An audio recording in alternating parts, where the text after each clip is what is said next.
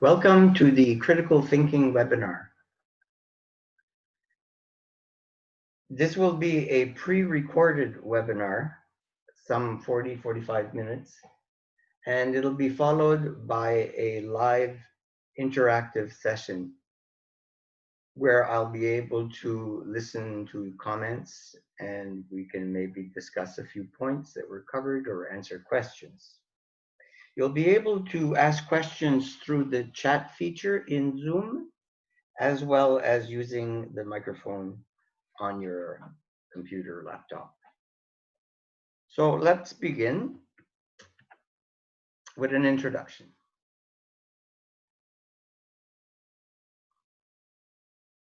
My name is Jean Bastarache. I'm a project management professional. I've been working in the field of IT project management for several years. And I've also been a lecturer, presenter of training sessions in project management, as well as other topics such as leadership, for example, or communications.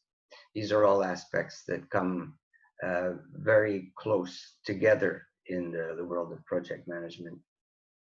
So I've worked in the government, I've worked with industry, and I've worked with learning institutions. So critical thinking, first of all, let's set our objectives. So our objectives today are to be able to recognize how critical thinking can be used or applied in problem solving, identification of options, that type of thing. Another thing is a way of how can we learn to dig deeper and appreciate different ways of looking at problems. Also, another learning objective is to be able to put into practice what we're going to learn today. We're not going to learn everything about critical thinking, but we're going to learn some of the basic aspects just to be able to better focus ourselves on decision making. And we'll be able to see how it applies to our work environment, but it applies to your family life as well. And I think that's a good thing. After that, we'll have a little conclusion and go over a couple of the basic elements. So an introduction to critical thinking is that position yourselves where we are today. It's a knowledge-based society, right? It's all about information. Information in your laptop, on your smartphone, the things that, like the social aspects, like Twitter and Facebook and all these things. It's all about information and it's all about big data. So we have the information at hand. So critical thinking means to be more critical of your understanding of a problem. Okay, so you got to be more critical. So don't take the easy way out and it happened and I stopped it from happening and it's over. It's much more than that. It's a little bit, remember when we talk about fever, if a child has a fever and you give him an aspirin or whatever they use nowadays, Tylenol or Advil, but anyway, you give him a pill and the fever goes away, that's good. But you know what? 4 hours later, the fever's back. So what we're looking at is the underlying circumstances that cause these situations to happen in the first place. So that's what critical thinking is. So what we're going to try to do is we're going to cover some aspects here that will help you to analyze and evaluate information and make the best use of that information. That's going to be the knowledge or the data that you'll have. So you can ask yourself, what is critical thinking? And it might mean different things to different people. But it is a discipline that encourages people to analyze the situation completely, to question the facts, research the information, and work out some options, assess the relevance and impact of assumptions, You know, the problem with assumptions are good. You know, I assume that the butler did it, for example. I assume based on the facts that I have been questioning and analyzing. But the problem with assumptions is that you have to be able to prove them in the end. A little bit like a detective work, right? So you can say that a person had a motive to do it, but you have to be able to have proof. And another thing about critical thinking, it's the word communication. You're going to be communicating. You're going to be communicating a lot with people. You're going to be communicating about when you're asking questions. You're going to be communicating when you're listening to facts or information that is provided to you. So it's verbal and non-verbal communication, if you will. There's body language that comes into that. So that's what critical thinking is. It's not leaving any stone unturned. You're going to need the facts in order to be able to present the facts when you present your solution. So a few do's and don'ts. Do seek to understand everything about the situation, the problem, if you will. So dig deep to understand. Find everything that's connected to the situation and invest a lot of time in doing this. It's not an easy way out.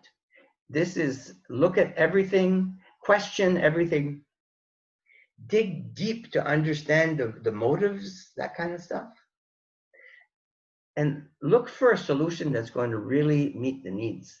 You know, you got to keep in mind that you have a problem and you need a solution. So your solution has to be able to attack all of the problems, you know, like 100%. So not a partial answer. You need the real full answer. So those are the do's. The don'ts are, well, don't look at the easy way out. Don't don't get two or three perspectives and figure you're done. So that's what I mean by avoid the narrow perspectives. You know, like you need a holistic approach. Stay on topic and don't necessarily believe everything you're going to be told. So listen to everything, but you're going to have to be able to make a distinction between what is relevant and what isn't, or what is totally not necessary. You know, like people will give you information sometimes that you don't really, it's not on topic. So it's nice to know. You know, don't have to be rude about it. But so, so what do we need to understand? Well, first of all, let me tell you that it is a step-by-step process. So, like I said a couple of minutes ago, we have to avoid jumping to conclusions. Okay, you're going to have to rely on your gut. It's not everything to rely on your gut, because there's going to be circumstances that are apart from that. But you have to be able to connect the dots. Okay, so you're going to have to follow a step-by-step process. You're going to have a perspective and you're going to have problem solving abilities. Okay, so we're going to give you a little bit of a toolkit here that will help you to understand how to proceed. So it's a little bit, it's the study of logic. What is logic? It's logical, comes from logical. Logical means reasoning, so it's fact-based. So that's what critical thinking is. So this is what's going to help us to make some decisions. We're going to have to use our judgment to be able to weigh the facts and understand the facts and figure out what the options are that present themselves before us. So we have to reason, you know, we have to think, and we have to not cloud our judgment with unnecessary information. So there's a thing called emotional bias, and it's a human thing. It's our emotions are going to uh, direct us in a certain fashion. So we have to fight off that emotional bias. You know, like I think I said the butler did it. Get away from that kind of stuff. So stick to the real, true facts. Okay. So you're going to be hearing a lot of stuff when you're asking questions about gathering the facts in your critical thinking. So just remember that you have to be able to distinguish what is relevant and what isn't. So reasoning, well, it's observation. You're going to observe, you're going to get the facts, and you're going to draw some conclusions. So gaining knowledge is what follows what. Remember I said connecting the dots? So you have to do it with a process. You have to have a process of A, and then you go to B, and then you go to C, and don't worry about going from C back to B. It's perfectly normal because you're going to get some new facts. It's going to identify something that you had not known before, and is useful. Okay, so that's what reasoning is all about. Open-mindedness, that's here because you have to all the time be ready to accept the fact that there may be a piece of the puzzle missing, and you may find out what is missing. They may present it to you, you may hear about it, you may find it in your questioning. But even if it causes you to change your way of thinking, that's a good thing because you're assessing all of the elements and you're staying on target to solve the problem.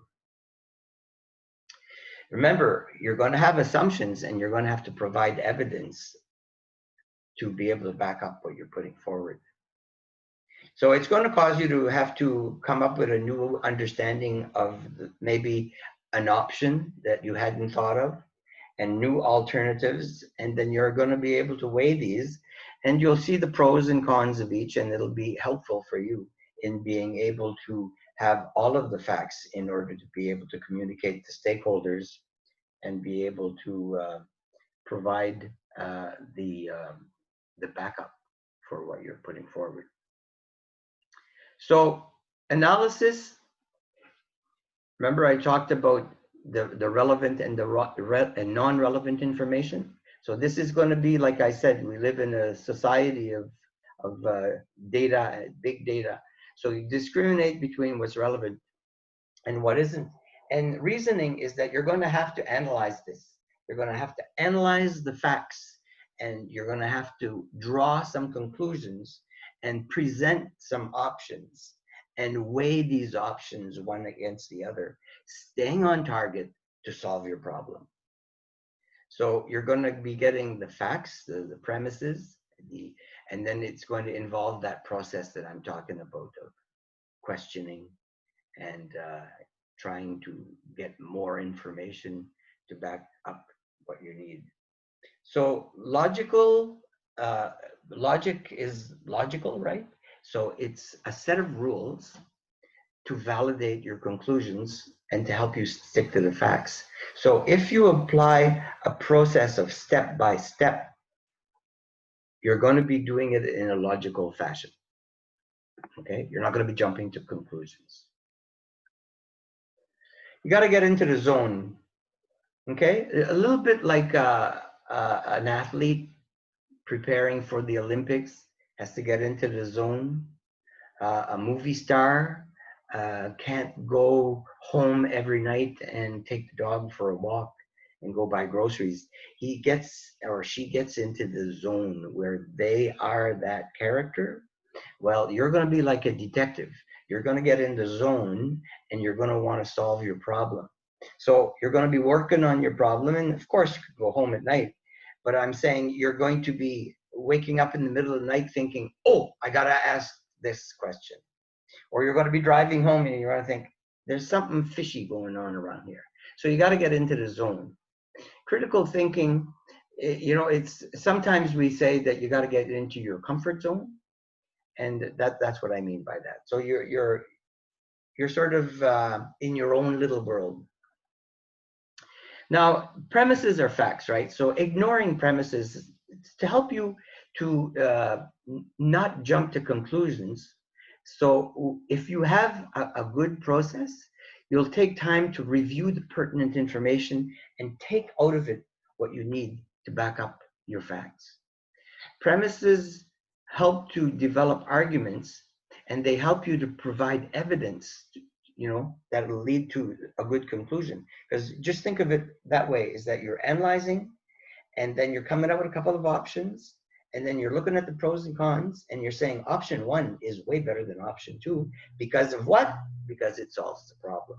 Option two partially solves the problem. So that's what I'm trying to get at. Okay, they're not, premises are not meant to be a manipulation of language. Like what I mean by that is you can say the same thing in different ways. So don't let yourself be carried out in looking at the facts in different ways. The facts are the facts. So if you were to be doing linear thinking, you would be doing a step-by-step process. They call that a vertical thinking as well. But you'd be looking at things step by step. Sometimes non-linear thinking, and I'll just define it here, is when you tend to not use a normal step-by-step fashion to solve a problem. When you approach a problem in a different fashion, in a different order, you're not using linear thinking, you're using non-linear thinking. So non-linear might force you to jump to conclusions, and you're going to jump to conclusions in your linear thinking, but you're going to apply reason and logic to that, and you're going to think it through, and you'll be able to make best use of that information. An interesting thing is that when you look at a situation or a problem, you're able to look at it in a different perspective, different way. And people are going to have their own opinion of the problem. We'll just use the pandemic situation just briefly, but it is a problem. And for some people, it is a health problem. For some people, it is a financial crisis. For some people, it's just an inconvenience. For some people, it's an emotional roller coaster ride. Just think of all the people who've died or suffered. So they've got their different slant on that problem. And you're going to be faced with projects and problems that your stakeholders will be bringing a different perspective to. So you have to, in your holistic approach, be able to cover all of those points. So you got to take time to get all of the facts, all of the relevant information. You're going to jump to conclusions. Try to not do that, or if you do, go back and rethink those pieces. Stick to the facts. Parse out the stuff that is not relevant or that's just blurring things. Logical thinking, critical thinking is logical. Logical means that you're using your brain, you're analyzing, you're questioning everything. So you're asking the right questions.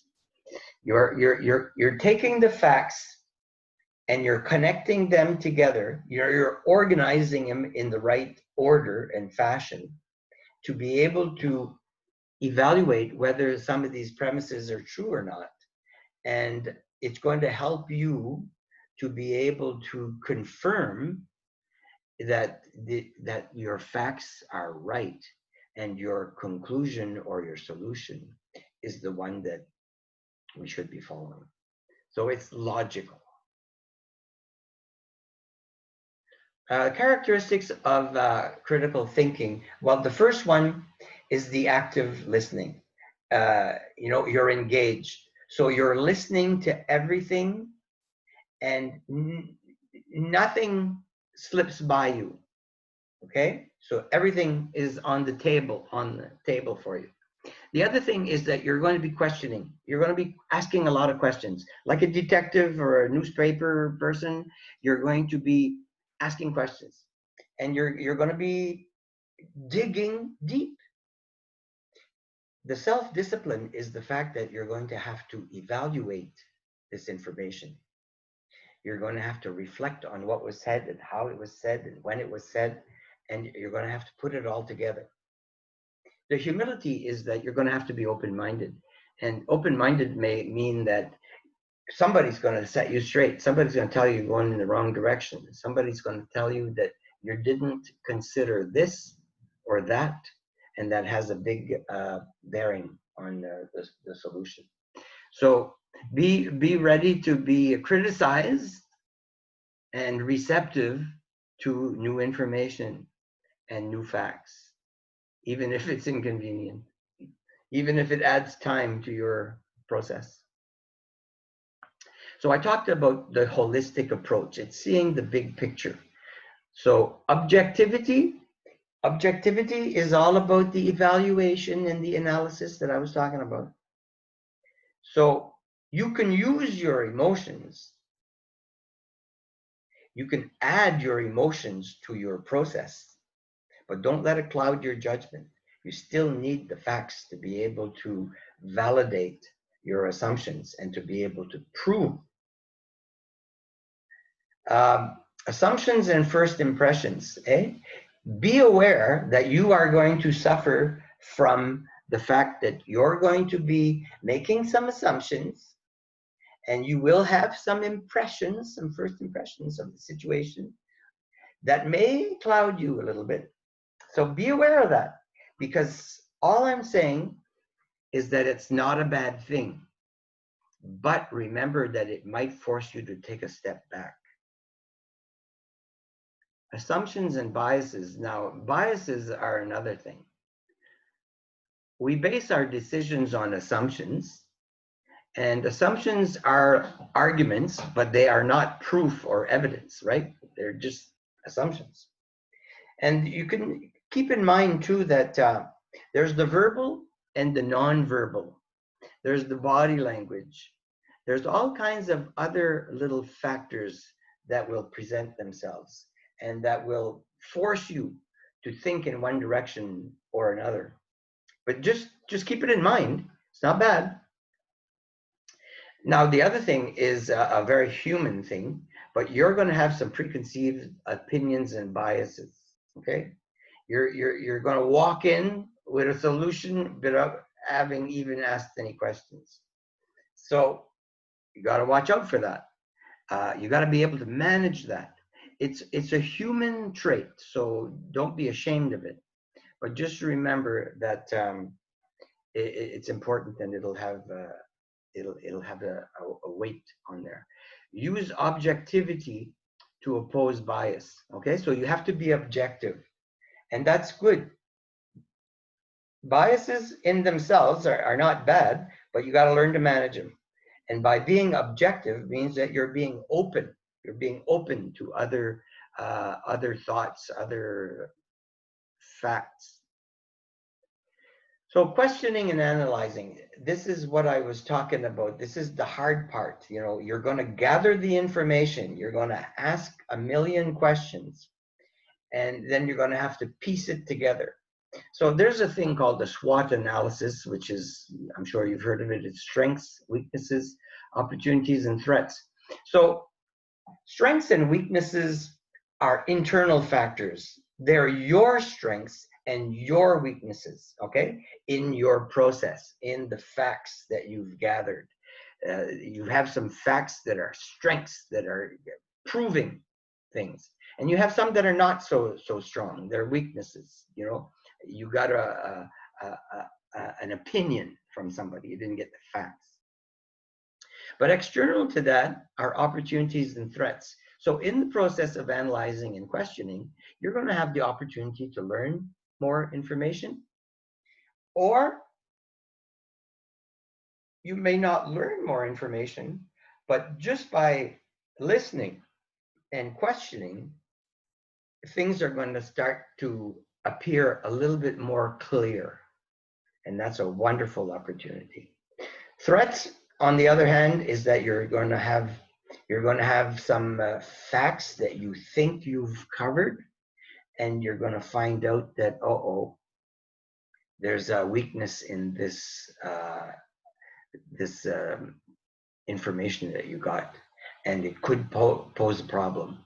It could open up a whole area that you didn't want to explore. So that's something that presents itself. So as a benefit, what's going to happen with all of this is that you're going to have such good information, such good evidence.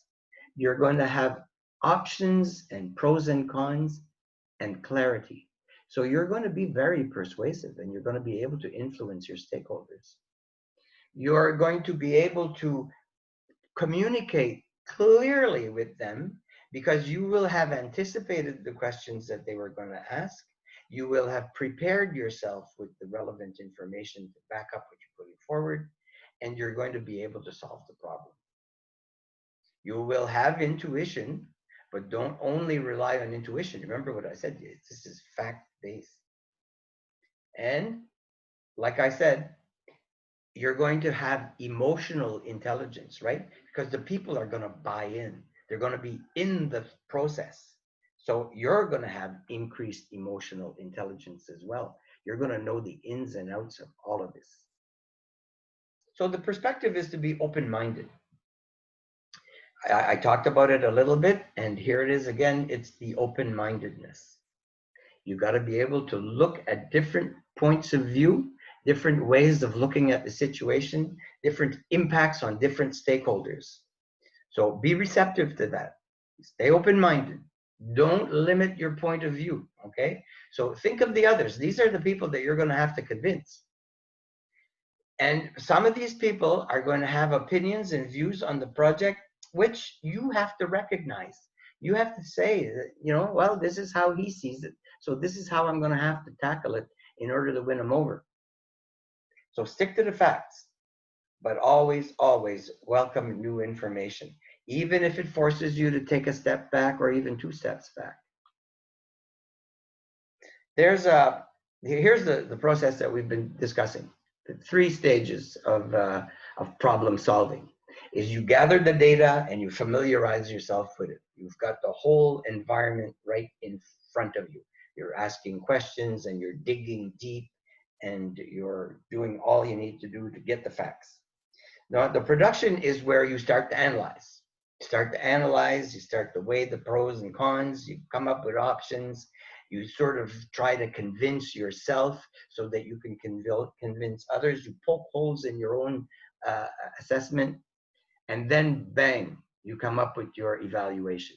You've got the solution. This is what I'm putting forward. And these are the 2 or 3 options. This is how I've analyzed it. And this is why I'm putting forward this recommendation, which responds to that stated problem, all of it. So you have to identify the inconsistencies, you use your brain, your logic, and you've learned to trust your instincts, to dig deeper, to ask more questions, and you're going to be able to better evaluate the solution that you're putting forward to be able to convince others that this is the way to go. So applying your skills, you're going to acquire some new skills. So apply these skills. Organize yourself and practice. Take the next project or problem that you have and take a step back and try to imagine that you're setting it all down on a wall. You know how the police investigators do that, eh? They use a wall. So just imagine a wall where you're able to put everything down so that you can see that big picture, the holistic approach.